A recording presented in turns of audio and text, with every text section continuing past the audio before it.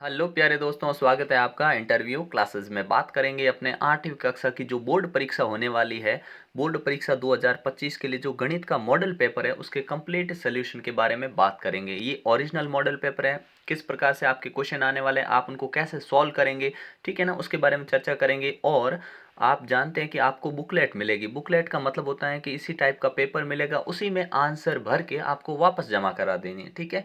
तो देखते हैं आप किस प्रकार से उनका सल्यूशन करोगे, ठीक है।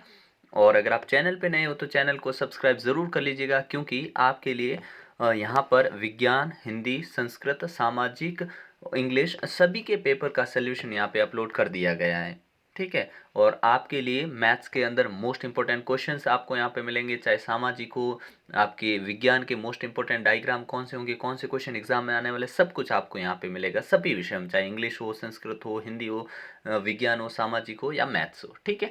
चलिए स्टार्ट करते हैं किस प्रकार से आप सोल्यूशन करेंगे। सबसे पहले आप जानते हैं कि समय आपको मिलेगा 2.5 घंटे का समय रहेगा, अपने 80 नंबर का आपके पेपर आने वाला है। और पहले जो वस्तुनिष्ठ प्रश्न होंगे 1 से 8 तक एमसीक्यूज होंगे, ऑब्जेक्टिव टाइप क्वेश्चंस होंगे, इनका आंसर आपको यहीं पे लिखना है, ठीक है।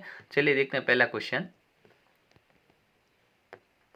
पहला है प्रश्न, परिमेय संख्याओं के लिए योज्य तत्समक वो नंबर होता है जिसको जोड़ने से संख्या पे कोई फर्क नहीं पड़े। तो अपने क्या हो जाएगा, ब ऑप्शन बी यहाँ पे करेक्ट हो जाएगा, यहाँ पे ब लिख देंगे, ठीक है। इतना ही आपको आंसर शीट में लिखना है और कुछ नहीं करना है, यहाँ टिक नहीं लगाना है, आपको यहाँ पे भर देना है, ठीक है। इंग्लिश में क्या है, the additive inverse of rational number is कितना, बी ऑप्शन 0, ठीक है। और अगर हमें गुणात्मक तत्समक पूछते हैं तो गुणात्मक प्रतिलोम होता है ए ऑप्शन में, ठीक है ना। तो यहाँ पे अपने बी ऑप्शन एकदम करेक्ट आंसर है।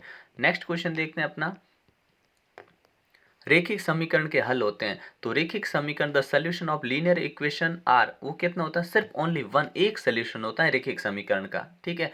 और अगर जिसमें दो चर होते हैं उसमें आपके अनेक हल होते हैं, लेकिन यहाँ पे रेखिक समीकरण पूछा है तो उसमें मात्र एक हल होगा, ठीक है ना। ऑप्शन अ करेक्ट होगा, यहाँ पे अ भर देना है, ठीक है ना, ए यहाँ पे भर देना है, ए ऑप्शन, ठीक है। चलिए देखते हैं अगला प्रश्न अपने, आपको बताना इनमें से कौन सा विकल्प है वो सही है, ठीक है, कौन सा ऑप्शन है, which option of the following is correct.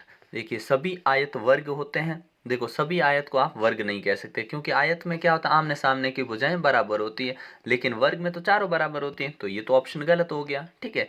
मतलब ऑल रेक्टेंगल्स आर स्क्वायर, नहीं बिल्कुल नहीं, सभी वर्ग समांतर चतुर्भुज, बिल्कुल वर्ग देखो नहीं हो सकते, क्यों, वर्ग में 90 होते हैं, समांतर चतुर्भुज में कौन 90 नहीं हो सकते, ठीक है ना। अगर 90 होते तो फिर उनको समांतर चतुर्भुज को वर्ग जरूर बोल सकते हैं, तो ये भी बात नहीं हो सकती। All square are not parallelogram, ये भी संभव नहीं। सभी वर्ग समलंब चतुर्भुज हो सकते हैं, तो ये वाली बात एकदम करेक्ट है। तो यहाँ पे स ऑप्शन हम यहाँ कर देंगे, सी ऑप्शन, ठीक है। ऑल काइट्स आर रोम्बस, ये गलत हो जाएगा, ठीक है ना। अगला देखते हैं अपने, नेक्स्ट क्वेश्चन है फोर्थ क्वेश्चन, कौन सी संख्या वो पूर्ण वर्ग संख्या है, कौन सा नंबर है जो पूर्ण वर्ग संख्या है। तो आप जानते हैं पूर्ण वर्ग संख्या वो होती है जिसके लास्ट में क्या नहीं होना चाहिए, 2, 3, 7, 8 या 1 0 या फिर 3 0, ये ऐसे नंबर पीछे नहीं होने चाहिए। तो आपने कहा देखिए इसके पीछे 7 है तो ये नहीं हो सकती, इसके पीछे 8 है ये भी नहीं हो सकती, इसके लास्ट में 3 है ये भी नहीं हो सकती, इसके पीछे नहीं है कुछ भी, तो ये अपने होगा, इसके पीछे 1 है कहने का मतलब, ठीक है ना। तो 1 तो आता है, एक तो आता है वर्ग संख्या, किसी का वर्ग करते हैं तो, ठीक है ना, तो एक आएगा। जैसे 9 का वर्ग करते हैं तो लास्ट में 81, मतलब एक आता है, ठीक है ना, एक का करते हैं तो भी एक आता है, ठीक है ना। तो अपना यहाँ पे ये ऑप्शन करेक्ट हो जाएगा। तो परफेक्ट स्क्वायर नंबर इनमें से कौन सा है, डी ऑप्शन वाला, ठीक है ना, द ऑप्शन यहाँ पे टिक कर देंगे। अगला क्वेश्चन देखते हैं अपने, निम्न में से सबसे छोटी हार्डी रामानुजन संख्या है, which of the following is the smallest Hardy Ramanujan number. तो रामानुजन नंबर कौन सा होता है, वो नंबर जिनके कॉन्जिक्यूटिव नंबर का क्यूब होना चाहिए। जैसे देखिए यहाँ पे अपना कौन सा, सी ऑप्शन होगा। कैसे होगा कि अगर 9 का घन करें प्लस 10 का घन करें, तो देखिए इनका घन होता है अपने कितना, 7 2 9, और इसका होता है अपने 1000, ठीक है। इन दोनों को जोड़ेंगे तो यही आएगा, ठीक है। तो अपना सी ऑप्शन यानी स यहाँ पे करेक्ट हो जाएगा, ठीक है ना, सी ऑप्शन। अगला क्वेश्चन देखते हैं अपने, 5 मीटर का 10 किलोमीटर से अनुपात, क्या बोला, 5 मीटर लिख दो, 5 मीटर, उसमें अनुपात चाहिए 10 किलोमीटर का। देखिए ये है मीटर और ये है किलोमीटर, तो पहले चेंज करेंगे अनुपात, या तो इसको किलोमीटर बना दो, नहीं तो क्या करेंगे, इसको मीटर बना देते हैं। तो मैंने कहा अगर किलोमीटर को बनाना है तो इंटू 1000 करना पड़ेगा हमको, तो ये अपने आप यहाँ से किलोमीटर गायब हो जाएगा, मीटर बन जाएगा। तो ये 5 रेशियो यहाँ पे हो जाएगा अपने 10,000। ठीक है, अब काटेंगे 5 से, 5 एकम 5 और यहाँ 10 गया आपने कितनी 2 बार, फिर 3 जीरो है लास्ट में, 3 जीरो लिख दीजिए। तो कौन सा ऑप्शन 1:2000 मतलब 1:2000 कौन सा ऑप्शन है अपना, ऑप्शन बी करेक्ट हो जाएगा। ठीक है ना, तो ये इसका अनुपात निकल जाएगा। अगला क्वेश्चन देखते हैं अपने, -4p और 7p का गुणनफल। ठीक है, कर लेते हैं। -4p इंटू करना है 7p का नंबर से मल्टीप्लाई होता है 28। एक बार माइनस है तो माइनस लिख दीजिए, और p 2 बार है ना तो p स्क्वायर हो जाएगा। ये ऑप्शन चेक करिए कौन सा है। तो आपने कहा प्रोडक्ट इनका कौन सा होगा, ऑप्शन हो जाएगा अपने -28p²। सी ऑप्शन यहाँ पे करेक्ट हो जाएगा। ठीक है ना, कौन सा ऑप्शन अपने, सी ऑप्शन यहाँ पे स लिख देंगे।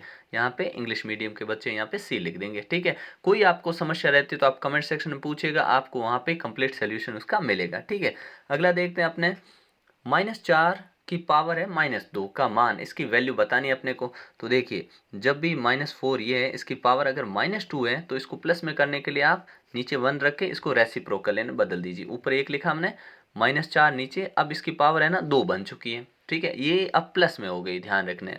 ठीक है ना, अच्छा ये हो गया। अब इसकी वैल्यू बोलिए, आपने कहा 1 इसको क्या बोल सकते हैं, वर्ग क्या होता है 4 का वर्ग होता है अपने 16। ठीक है ना, 16, और क्योंकि माइनस का माइनस से गुणा होगा प्लस बन जाएगा, तो 1/16 कौन सा ऑप्शन है, देखो ऑप्शन हो जाएगा अपना द ऑप्शन डी ऑप्शन एकदम करेक्ट आंसर हो जाएगा। ठीक है ना, the value of this number is 1/16, D option is correct answer. Okay, next question है अपना, अतिरिक्त क्या है, अति लघुतरात्मक प्रश्न है, उनका अपने को आंसर देना है। Very short answer type questions. ठीक है, 9 से 12 तक है। ठीक है, पहला प्रश्न देखते हैं अपने, नंबर क्वेश्चन है जिसमें अति लघुतरात्मक का पहला प्रश्न है। ठीक है, -4, अच्छा इसका आंसर आपको यहाँ पे ये जो ब्लैंक स्पेस दे रखा होगा आपकी बुकलेट में, उसमें ही फिल करके बस कर देना आपको, और कुछ नहीं, इससे बाहर नहीं जाना चाहिए, इसमें आराम से कर दीजिए। तो आपने कहा -4/5 ऐसे लिखेंगे, इंटू 3/7, सीधा मल्टीप्लाई, डायरेक्ट मल्टीप्लाई, कोई नंबर आपस में नहीं कट रहा है।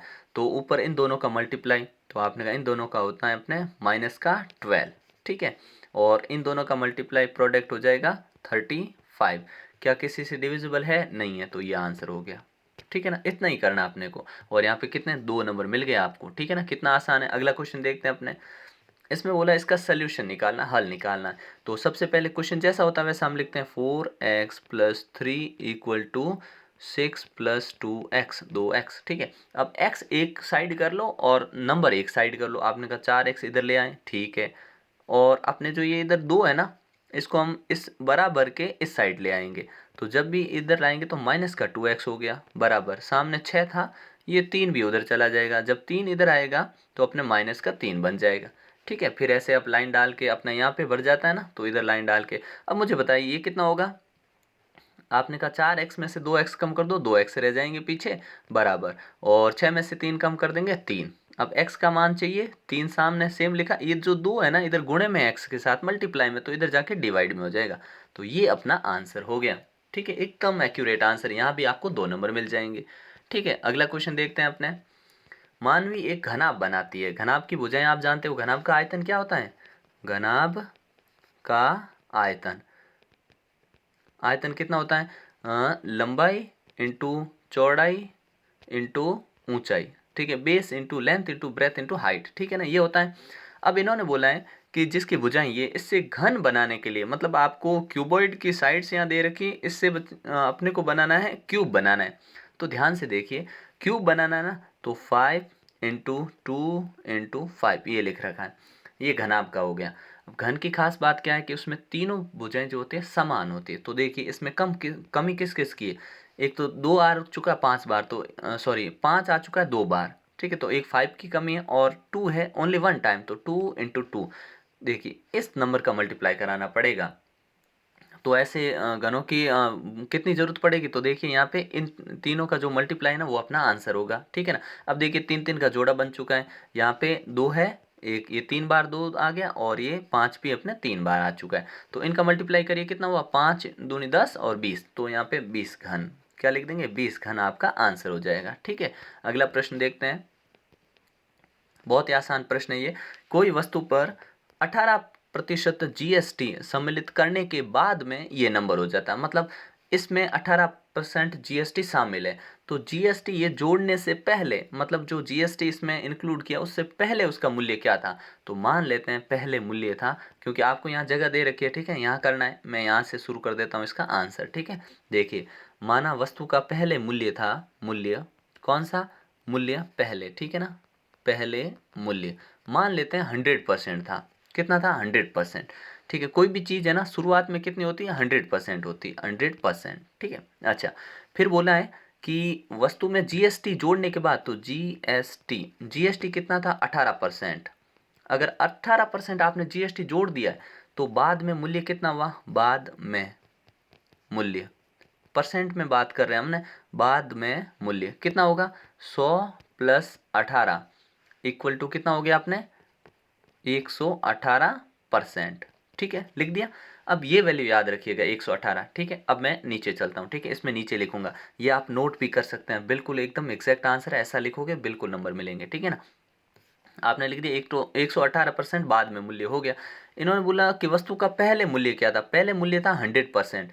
जो चीज़ आपको फाइंड करनी है, मतलब जिसकी वैल्यू निकालनी है, उसको हमेशा ऊपर लिखेंगे। तो हम देखिए अब कैसे लिखेंगे, यहाँ लिख देता हूँ मैं वापस, क्या कि पहले का मूल्य, पहले का मूल्य, अब पहले जो मूल्य था ना वो कितना होगा, ऊपर वैल्यू क्या लिखेंगे, 100% लिखेंगे, क्योंकि इसकी वैल्यू निकालनी। नीचे क्या लिखेंगे, नीचे जो अभी वैल्यू हुई है 118% जीएसटी जोड़ने के बाद हो गया, इनटू सामने वो वैल्यू लिखनी जो 118% की है। उन्होंने बोला ना जीएसटी लगने के बाद कितने रुपए की हो गई थी ये अपने चीज़, ये चीज़ अपने की हो गई थी 1239, कितने की, 1239। तो मैं यहाँ पे लिख देता हूँ 1239, कितना था आपने ऊपर 100 था, नीचे 118 था, इंटू 1239, ठीक है। अब इसको सॉल्व करना हमको, बस आंसर आ जाएगा, ठीक है ना। तो ये इसमें कितनी बार जाएगा, इनका मल्टीप्लाई करा लेते हैं, ठीक है ना। इनका अगर डिवाइड करें तो मैं कैलकुलेटर पास में कर लेता हूँ, ठीक है ना। ये इसका जाएगा अपने 10.5 बार जाएगा, ठीक है ना। इसमें डिवाइड, ये फिर इस दोनों का मल्टीप्लाई करेंगे तो 1050 रुपये अपने आंसर आ जाएगा, ठीक है ना। तो आप इसको कैलकुलेट आसानी से कर सकते हैं, ठीक है। डिवाइड करना ये सिंपल सी कॉमन चीज़ है, आप कर सकते हो आराम से, ठीक है ना। अगला देखते हैं, तो इसका आंसर ये आएगा एकदम एग्जैक्ट आंसर, ठीक है। अगला देखते हैं अपने क्वेश्चन। अब सत्य असत्य बताना अपने को, ये लघुत्तरात्मक का शॉर्ट आंसर टाइप क्वेश्चन है जिसमें सत्य असत्य आपको बताना है। देखिए, ये जो लिखा हुआ है इसमें प्लस लिख दिया इन्होंने। आप जानते हो जब डिवाइड में होता है आधार समान बेस सेम होता है और तब पावर हमेशा क्या हो जाती है, माइनस हो जाती है, तो ये अपने असत्य है, ठीक है। तो इसमें हम क्या लिखेंगे, असत्य, ठीक है। टिक करना है यहाँ पे आपको, ये चिन्ह लगाना असत्य का, ठीक है, असत्य। अगला देखिए, इसकी पावर ये ऐसा हो सकता है क्या, तो हमने कहा ये सत्य है, क्यों, क्योंकि देखो 1/2 की घात 3 नीचे जाती प्लस में होगा, और 2 की घात 3 का मतलब होता है 8, ठीक है ना। तो ये अपने सत्य है, ठीक है। तो इसमें हम क्या लिख देंगे, सत्य। अगला देखते हैं अपने, a⁻01, किसी की भी पावर अगर 100 की पावर भी 0 है ना, तो उसकी भी वैल्यू कितनी होती है, 1 ही होती है, तो ये सत्य है, ठीक है ना। तो क्या होगा, ये अपने सत्य है, सत्य पे टिक लगा देंगे ऐसे, ठीक है। अगला देखते हैं, ये जो नंबर लिख रखा है इसमें बोला कि ये पावर होगी। अब देखिए पॉइंट कितने अंक उधर जा रहा है, आपने कहा पॉइंट जा रहा है यहाँ से, देखो 0.0016, फिर है 10 और आगे लिख रखा आपने पॉइंट भेजा कहाँ पे, इन दोनों के बीच में भेजा, मतलब 3 अंक इधर गया, 1 2 3, 2 0 और 1 अंक 3, तो यहाँ पे पावर 3 होनी चाहिए थी, जो कि ये रॉन्ग है, ठीक है ना, ये असत्य है, ठीक है। तो अपने क्या रहा इसमें मामला कि असत्य है, सत्य है, ये सत्य है और ये असत्य है, ठीक है। अगला देखते हैं क्वेश्चन, और इंग्लिश मीडियम के लिए भी सेम ये रहेगा, ठीक है। फिल इन द ब्लैंक्स देखते हैं, यहाँ पे आपको ऑप्शन मिलेंगे, बड़ी अच्छी बात है कि ऑप्शन से आपको पिक करना है। तो देखिए, एक ठोस का पृष्ठीय क्षेत्रफल उसके फलकों के क्षेत्रफल के योग के बराबर होता है, ठीक है। फलक जितने भी होते हैं उनका क्षेत्रफल जोड़ो और ठोस का पृष्ठीय क्षेत्रफल जोड़ो, एक ही चीज है, ठीक है ना। तो ये बराबर लिख दोगे इसमें, ठीक है ना। The surface area of a solid is dash to the sum of area of its face is equal, यहाँ पे इक्वल लिख देंगे, ठीक है ना, यहाँ पे आ जाएगा इक्वल। घन का पृष्ठीय क्षेत्रफल, तो घन का पृष्ठीय क्षेत्रफल 6 भुजा स्क्वायर होता है, 6 साइड स्क्वायर क्या होता है, सरफेस एरिया ऑफ क्यूब। और ये क्या होता है, ये अपने घन का क्या होता है, आयतन होता है, क्या होता है, ये वॉल्यूम होता है, ये वॉल्यूम का फॉर्मूला है, और ये सरफेस एरिया यानी पृष्ठीय क्षेत्रफल, तो ये यहाँ पे हम लिख देंगे, ठीक है ना। अगला देखते हैं, 1 लीटर डैश के बराबर होता है। 1 लीटर में आपसे पूछा है कि कितने सेंटीमीटर क्यूब या 100 मीटर क्यूब, सेंटीमीटर क्यूब, इनमें से कौन सा ऑप्शन अपने करेक्ट होगा, ये हमसे पूछा है। ठीक है, क्या लिख देंगे 1000, ठीक है ना, सेंटीमीटर क्यूब। तो 1 लीटर में कितने होते हैं, 1000 सेंटीमीटर क्यूब होते हैं। ठीक है, अगला देखते हैं। नेक्स्ट है, किसी ठोस द्वारा घेरा गया स्थान कहलाता है। देखो घेरा गया स्थान जो होता है ना, वो कहलाता है अपने क्षेत्रफल, एरिया कहलाता है। ठीक है, अगर किसी चीज के अंदर रखी गई चीज बोलते हैं ना, उसको हम कहते हैं आयतन। घेरा गया जो ठोस द्वारा घेरा गया जो होता है ना, उसको हम क्या कहेंगे, क्षेत्रफल। ठीक है, इसमें करेक्ट अपने आयतन होगा। क्यों, क्योंकि देखिए आयतन इसमें लिखेंगे ना, the space occupied by solid है, सॉलिड यानी ठोस। ठोस मतलब हो गया कि एक कोई बॉल है, ठीक है ना, बॉल जो अंदर से पूरी भरी हुई है एकदम, कोई कंचा मान सकते हो आप, ठीक है ना, अंदर से भरा हुआ है, तो इसने जो जगह घेरे ना उसको आयतन बोलते हैं। ठीक है, अगर यहाँ पे ये होता ना, एरिया गलत बोल दिया। क्या एरिया कब होता है, जब मान लीजिए कोई चीज़ है उसके ऊपर हमने चादर डाल दी है, ठीक है ना, मतलब 2D फिगर कोई हो जिसको लंबाई चौड़ाई हो, दो ही चीजें हो, लंबाई चौड़ाई ऊंचाई बोल सकते हो, दो ही चीजें हो जिसमें दो ही डायमेंशन हो, वो हमेशा एरिया होता है। ठीक है, तो यहाँ पे अपने करेक्ट ऑप्शन है, इसमें आप आयतन लिखोगे, एकदम करेक्ट आंसर है क्या, आयतन। ठीक है, चलिए देखते हैं नेक्स्ट क्वेश्चन। नेक्स्ट है अपने कि match column A with B. अब ए और बी को मिलाना। अब देखिए इसको हम मल्टीप्लाई करेंगे, ठीक है ना, तो ए का गुणा ए बी से भी होगा, प्लस ए का गुणा ए सी से भी होगा, और ए का गुणा प्लस ए डी से भी होगा। ये ऑप्शन कहाँ है, तो ये ऑप्शन अपने बी में, तो इसको मिला देंगे फर्स्ट को इस सेकंड से। ठीक है, फिर अपने ये जो नंबर लिखा हुआ है इसमें एक्स वाई का गुणा हो रहा है, तो ये सारे आपस में गुणा होंगे, तो 5xy। अब देखिए ये तो ऑप्शन ही इतना इजी है कि 5 और 5 मिल रहा है हमको, ठीक है ना, जहाँ पे 5 इसे एक ऑप्शन में दिख रहा है, कोई समस्या ही नहीं आई। और जीरो का किसी से मल्टीप्लाई होता है, जीरो ही आता है, जानते हो आप, और एक लास्ट यही बचा है मिलाना। ठीक है ना, बहुत ही आसान था ये। ठीक है, अगला क्वेश्चन देखते हैं। किसी साल है ना ये इस प्रकार की बिक्री रही है, ठीक है, पैमाना यहाँ पे लिखा हुआ है, अब अपने को इसके आधार पे आंसर देना है। तो देखिए पहला क्वेश्चन पूछा है कि साल 2012 के अंदर कितनी बिक्री हुई, ये बिक्री है करोड़ों में, और नीचे इधर अपने साल लिखे हुए हैं। ठीक है, तो 2012 की बिक्री चेक करनी है, चलिए देखते हैं। 2012 की बिक्री यहाँ पे, ठीक है, 12 13 16, इसका मतलब यहाँ पे थोड़ा ये अपने पेपर में थोड़ा सही नहीं दे रखा है, लेकिन यहाँ आप मान लीजिए कि ये 2012 होगा, 2012, यहाँ पे 13 होगा, ये 13, ये 2014, ये 15, ये 16, इस प्रकार से। ठीक है ना, ये ध्यान रखना। ठीक है, क्योंकि अपने क्वेश्चन के हिसाब से यही है। ठीक है, अब देखना 2012 की बिक्री पूछी हमसे, तो 2012 की बिक्री ये है, ये कितने, 4 करोड़, तो इसका आंसर लिखेंगे 4 करोड़। ठीक है, 4 करोड़ 4 CR। ठीक है ना, ये लिख देंगे। अगला है अपने क्वेश्चन कि वर्ष 2016 में कितनी बिक्री हुई थी, तो चलिए 2016 का देखते हैं। वर्ष 2016 यहाँ पे है 2016, ये लास्ट वाला बताया था ना ये, तो ये देखिए कितने, 8 करोड़, तो कितनी बिक्री हुई है अपने, 8 करोड़। आप आंसर यहाँ लिख देंगे 8 करोड़। ठीक है, अगला है 12 और 13 में बिक्री में अंतर कितना था। चलिए बड़ा ही आसान है, 12 और 13 में अंतर देख लेते हैं। 2012 का ये है और 2013 का ये है, तो देखिए ये 4 है, ये 5 हो गए, यहाँ 6 होगा, 7, तो ये 7 और 4 मतलब 7 माइनस 4 बराबर 3 करोड़। कितना अंतर, 3 करोड़ का अंतर है, क्योंकि 2007 में ज़्यादा बिक्री हुई है 3 करोड़ की, तो इसमें आप आसानी आंसर लिख दोगे आसानी से, 3 करोड़ की बिक्री ज़्यादा हुई। सबसे अधिक बिक्री किस वर्ष में हुई है, which year had the highest sale, highest sale किस में हुई है देखिए, तो ये हुई अपने 2015 के अंदर, ये 15 वाली लाइन है, और 10 करोड़ की हुई थी। ठीक है ना, तो ये हो जाएगा। अगला क्वेश्चन देखते हैं अपने, यहाँ पे आपसे पूछा है पाइथागोरस त्रिक ज्ञात कीजिए। ठीक है, तो जो अपने को संख्या दे रखी है ना, पहला नंबर ये होता है, ठीक है, आप क्या जानते हो कि m, ठीक है ना, जिसको हम लिखते हैं 2m, फिर लिखेंगे अपने m स्क्वायर माइनस 1 और m स्क्वायर प्लस 1, ये वाली वैल्यू। ठीक है, अब हमको क्या चाहिए, m स्क्वायर। देखो 2m, पहला नंबर तो 12 हो ही गया, ठीक है, जो अपने को चाहिए, यहाँ पे एक तो ये हो गया। दूसरा देखिए क्या है, 2m से हम m की वैल्यू निकालेंगे, तो अपने 12 और m का मान आएगा 12/2 बराबर 6। अब 6 का करना स्क्वायर, माइनस करना 1, तो 36 से 1 कम करा मैंने यहाँ, तो 6 36 माइनस 1 आया 35, और यहाँ 36 में 1 जोड़ दूंगा 37, तो अपने नंबर, ये नंबर अपना आंसर हो जाएगा।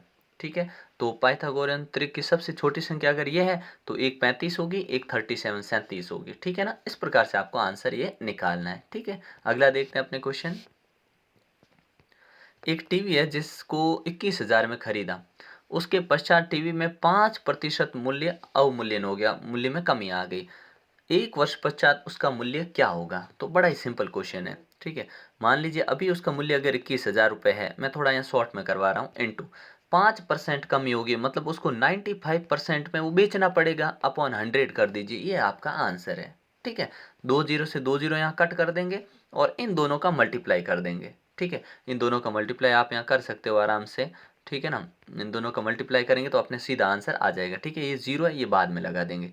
तो 95 लिखा पहले और इनटू यहाँ पे 10, 1 कैरी जाएगा, 9 दूनी 18, 19 लिख दिया, 5 9 9 1 और 0, ठीक है।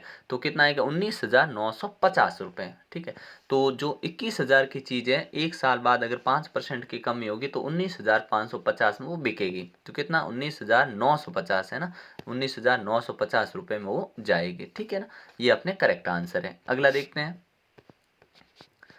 एक फैक्ट्री में जो है आपके 63 दिन में बनाने के लिए 42 मशीन, कुछ वस्तुएं बनानी है। तो मैं यहाँ दिन लिख देता हूँ, डे लिख देता हूँ यहाँ पे, डे, ठीक है ना। क्या है इंग्लिश में? देखिए, a factory requires 42 machines to produce a given number of article in 63 days. यहाँ पे डेज लिख दिया और यहाँ पे लिख दिया मैंने मशीन, ठीक है ना। क्या लिख दिया यहाँ पे? मशीन, ठीक है, मशीन। बड़े ही सिंपल तरीके से करेंगे, एकदम इजीली आंसर आ जाएगा। ये लिख दिया हमने मशीन, ठीक है।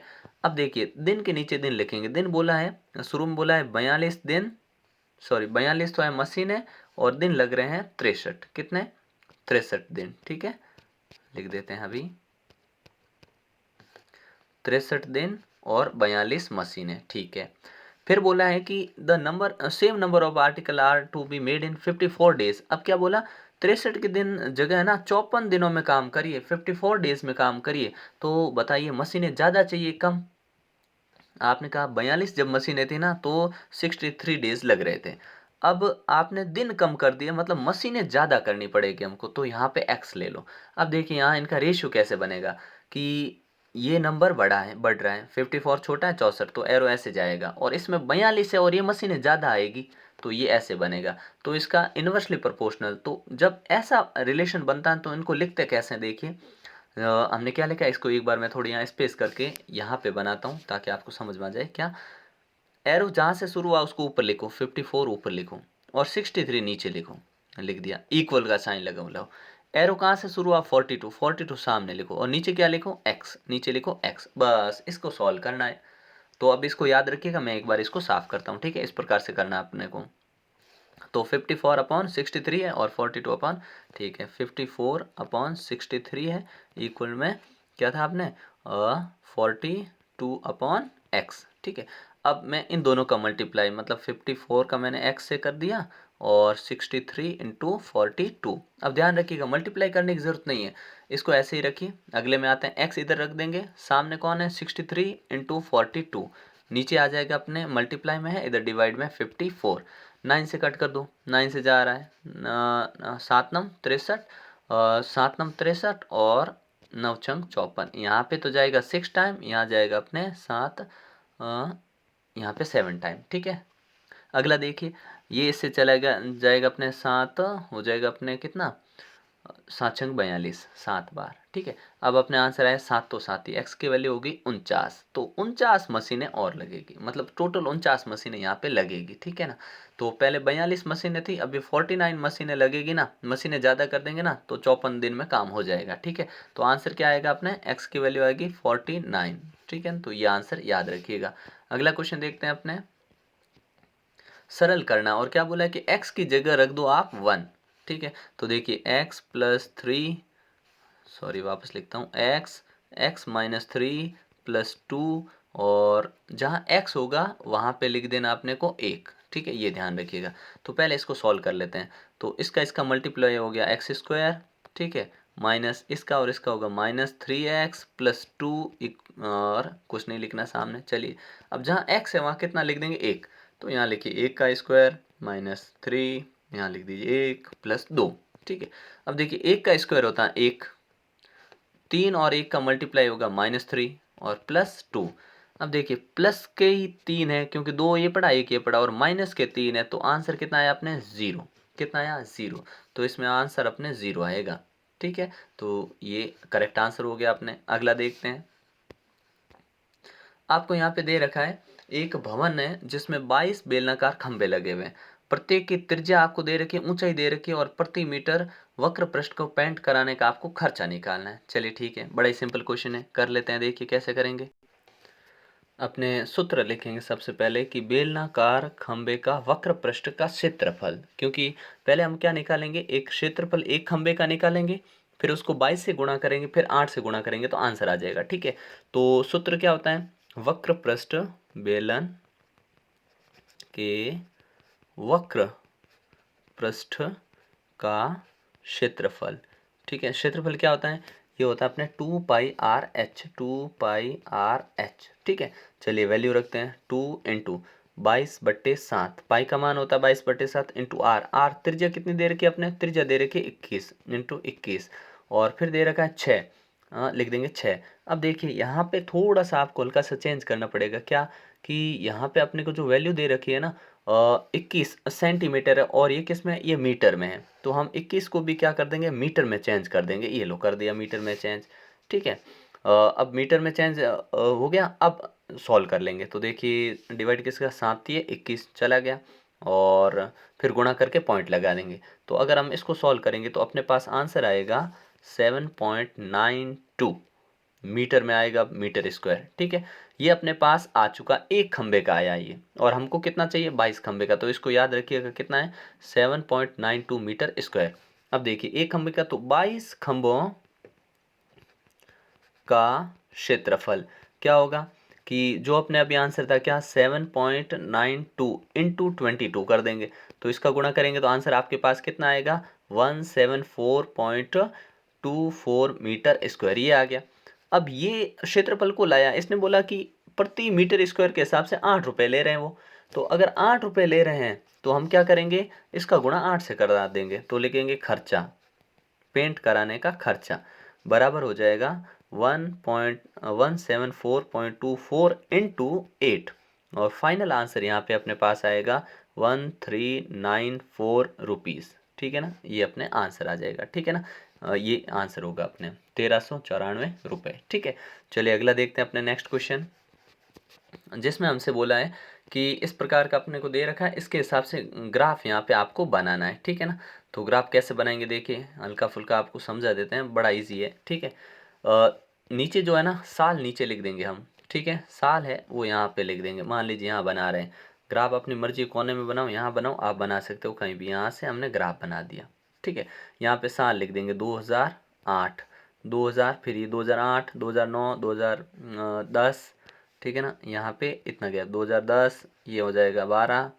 ठीक है, मतलब एक एक साल का गैप लेंगे, तो 8, 9, 10, 11 और 2012। ठीक है, लिख दिया। अब अगला काम क्या करेंगे, अगला काम है अपने कि 16 तक लेना है, और साल 13, 14, 15, 16 ये लेने हैं। ठीक है, ठीक है, तो ये लेते हैं, साल है 2013 से 16 तक, और 80। अब देखिए इसमें गैप देखिए, तो 80 है, उसके बाद अपने 100 है, 20 का गैप, फिर अपने 120 इसमें, मतलब हम 20-20 का गैप ले लेंगे, 80 से शुरू करेंगे। ठीक है ना, तो किस प्रकार करेंगे, देखिए यहाँ पे अपने इस प्रकार शुरू करेंगे। ठीक है, ये लिया, ये लाइन हमने दी, और यहाँ पे 2000 लिख देंगे अपने। सन थोड़ा चेंज कर देते हैं, साल जो है ना उसको थोड़ा ढंग से बना देते हैं। मान लीजिए यहाँ से हमने सीधी लाइन नहीं हो रही है, ये बनाया, ये बनाया। ठीक है, यहाँ पे लिख देंगे अपने 2013, यहाँ लिख देंगे 14, यहाँ लिख देंगे 15, और यहाँ लिख देंगे अपने 16, लिख दिया। अब यहाँ से क्या करेंगे, ये लाइन है ना, ये जो लाइन, ये अगर हम पूरा पैमाना 0 से स्टार्ट करके सीधा 80 पे जाएंगे ना, तो यहाँ से इस लाइन को हमेशा आपको जिग जैग बनाना है, यहाँ से टेढ़ी बनानी। फिर 100-100, 20-20 का गैप ले लो, ये 80 हो गया, अगले पे ले लो 100, अगले पे ले लो 120, अगले पे ले लो 140, अगले पे ले लो 160। ठीक है, 160 तक ले लिया। अब अपने को जो पॉइंट चाहिए कि 2013 में कितना 80, यहाँ पे ले आओ। ठीक है, फिर क्या था एक बार 180, 2014 में कितना था 100 था, तो 100 अपने इस लाइन पे आ रहा है, तो यहाँ पे ले लो। ठीक है, फिर 2015 में कितना था कि 15 में था 150, तो 150 इन दोनों के बीच में, और यहाँ पे इस लाइन पे ये ले लो, और 2016 में कितना था कि 120, तो वो बना देंगे यहाँ पे 120 यहाँ पे।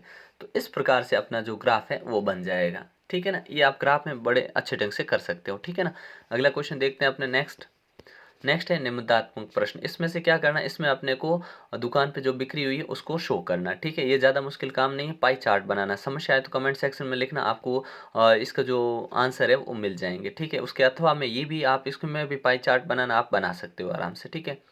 लास्ट में बोला है कि किसी समांतर चतुर्भुज के दो आसन कोणों का माप बराबर है तो उसके सभी कोणों का योग। बड़ा सिंपल है, समांतर चतुर्भुज ये होता है, इसके आसन कोण बराबर है, मतलब ये और ये बराबर है, इसका मतलब ये एक्स है तो ये भी एक्स हुआ, ठीक है। और आप जानते हो आसन कोणों का योग हमेशा कितना होता है, 180 डिग्री होता है। तो इन दोनों को जोड़ूंगा तो 2x आएगा, सामने 180 डिग्री लिख देंगे, ठीक है।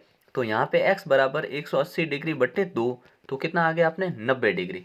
इसका मतलब सारे कोण, ये भी 90, ये भी 90, ये भी 90, ये भी 90, ठीक है ना। तो इस प्रकार से आपको आंसर इसका लिख देना है, ठीक है। फिर अपना इसके अथवा वाला भी देख लीजिए, बड़े सिंपल है। इन्होंने बोला ओ ई कहाँ, ये पड़ा कितना है 4 सेंटीमीटर, ठीक है। एच एल ई पी 5 से ज़्यादा, एच एल है ना, ई पी से पी ई से 5 ज़्यादा है। एच एल कहाँ है, ये एच एल है, ये एच एल है। वो किससे, ई पी से, कौन सा, ये है ई और पी, इससे कितना ज़्यादा है, 5 ज़्यादा है, ठीक है ना। तो आपको बताना है कि अगर 5 से में अधिक, ओ एच बताइए कहाँ पे है ओ एच अपना, ओ एच ये रहा, ये ओ एच बताना है, ठीक है। तो आप जानते हो कि ये लाइन जो होते हैं समद्विभाजित करती है, ठीक है ना। तो अगर इस लाइन को अपने को पता करना और ये लाइन अपने को दे रखी है, ये कितनी 4 है तो ये भी 4, पूरी कितनी हो गई 8 हो गई, ठीक है। और दूसरी जो है एच एल है ना, वो पी ई से 5 अधिक है। एच एल, ये जो एच एल है ना, पूरी एच एल, वो पी ई से, पी ई इससे कितनी 5 ज़्यादा है। तो मुझे बताइए, ये अगर 8 है तो ये 5 ज़्यादा कर देंगे, तो 8 5 कितने हो गए अपने, हमने कहा 8 5 होता है 13, तो ये 13 हो गई। तो अगर ये पूरी लाइन 13 है तो अपने को तो ये चाहिए आधा, ठीक है, क्योंकि ये दोनों आधी आधी होती है, ये जितना है उतना ये है। तो पूरी 13 है तो 13 बट्टे 2 कर दो, तो अपने 13 का आधा 6.5, तो ये अपने 6.5 सेंटीमीटर आ जाएगी, ठीक है ना। अगला देखते हैं।